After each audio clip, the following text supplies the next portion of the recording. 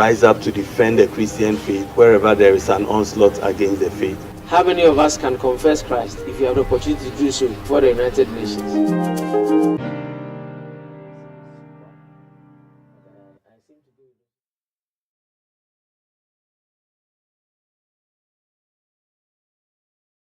My dear friend, welcome to the SCOAP series brought to you by the School of Apologetics of the Youth Ministry of the Church of Pentecost. Apologetics is defending of the Christian faith. In every generation, we need people who rise up to protect the true faith preached by the Word of God. And many years ago, the issues that apologists had to rise up to defend were somewhat different from what we have now. In our day, we have all kinds of issues ranging from normalization of abortion, to sexual engagement, which the Bible has spoken against, which people want to normalize. Issues like gayism and lesbianism and issues about sex change and things like that. But many years ago, when these things were not the challenge of their generation, they had their own set of challenges. We want to look at a historical narrative of apologists who defended the Christian faith in different generations in Christian history. One of the people that I'm going to talk about in this video is the apologist Matyr. Matyr lived essentially in the 2nd century, where the issues around the Christian faith were so challenging. Christianity was an illegal religion, and they were trying to find acceptance and presence within the Roman Empire. There was state persecution against the Christian church. All kinds of accusations were being heaped on the church. For example, if the Christians met and they were calling for the fire of the Spirit, it was seen as an attempt, to destroy society, calling fire to destroy. You might have heard of the great fires of Rome, that happened during the time of Emperor Nero, which was blamed on the Christians. And many Christians were killed because they said that when they met, they are always talking about fire, fire, fire. Why wouldn't there be fire burning people? The Christians went through all kinds of accusations. During the time of Matyr, there were many, many accusations that were heaped on the church. And he rose up in his generation to defend what he knew to be the truth. For example, the Christians were being referred to as atheists once they were Christian and they were not worshipping the pantheon of gods of the Greeks and the Roman idols. They were seen as atheists.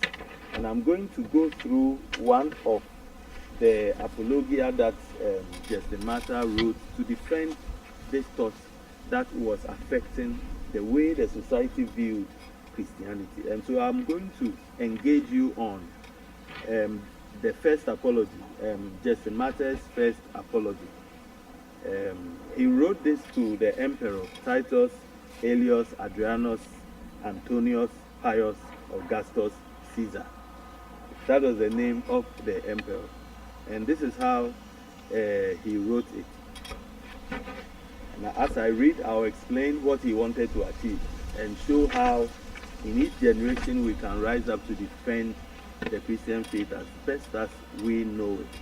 He says that to the emperor Titus, Aelius, Adrianus, Antonius, Pius, Augustus, Caesar, and to his son Verismus the philosopher, and to Lucius the philosopher, the natural son of Caesar and the adopted son of Pius, a lover of learning, and to the sacred senate with the whole people of the Romans, I, Justin, the son of Priscus, and the grandson of Bacchius, natives of Flavia Neapolis in Palestine, present this address and petition in behalf of those of all nations who are unjustly hated and wantonly abused, myself being one of them.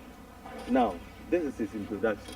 So here he shows respect to the emperor who had authority at the time. He respected the biblical injunction that said that every authority is appointed by God. And then he gave honor to whom honor was due, right?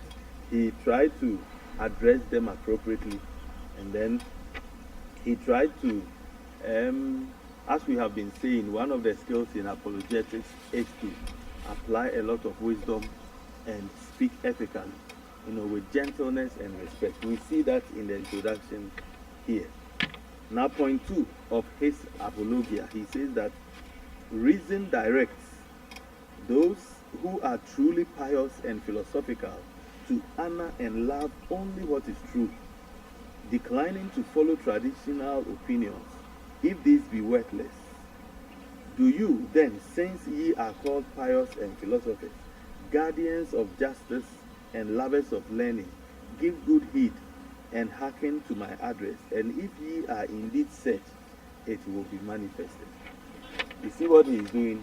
He had already applauded them and hallowed them as learned philosophers, people who were wise. And in his second point, he's trying to say that all those who are truly pious and philosophical would honor only what is true.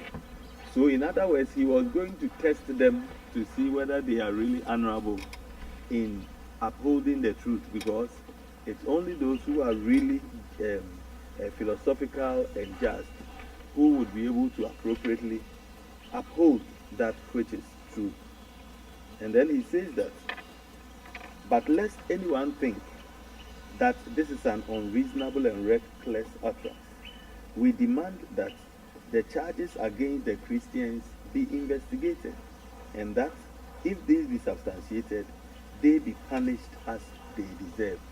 So here he is coming from a very ethical posture. He's saying that he was only calling for investigation. Don't just attack Christians because you hated them. You hate them. Don't just attack Christians because you have an idea about them. But let us subject them to true and ethical evaluation. If they pass the test, fine. If they fail, we punish them. So he wasn't fighting a biased fight for Christians. He was saying that if indeed Christians were atheists, then let them be punished for that. But first, let us investigate.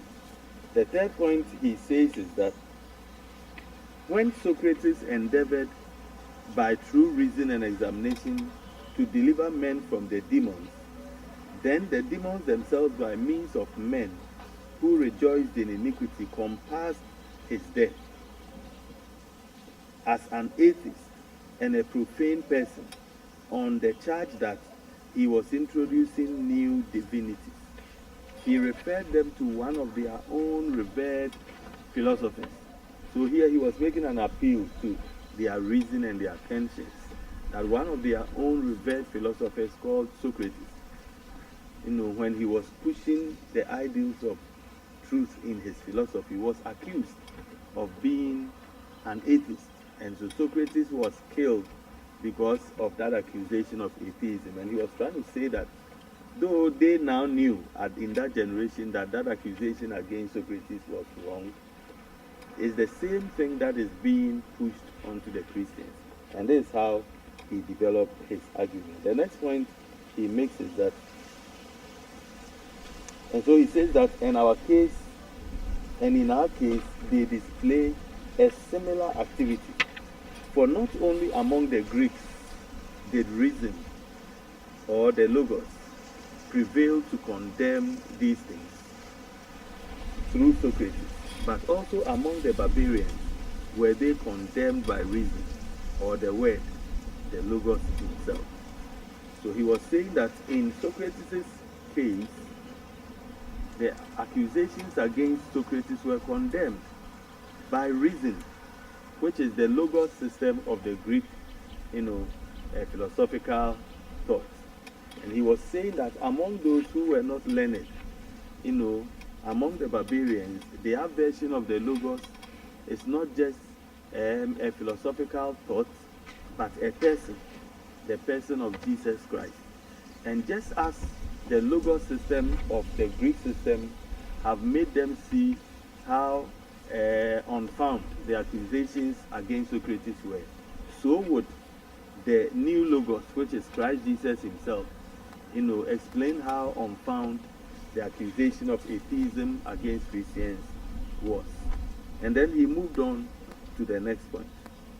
He says that, hence we are called atheists, and we confess that we are atheists, so far as gods of this sort are concerned, but not with respect to the most true God, the Father of righteousness and temperance, and the other virtues, who is free from all impurity.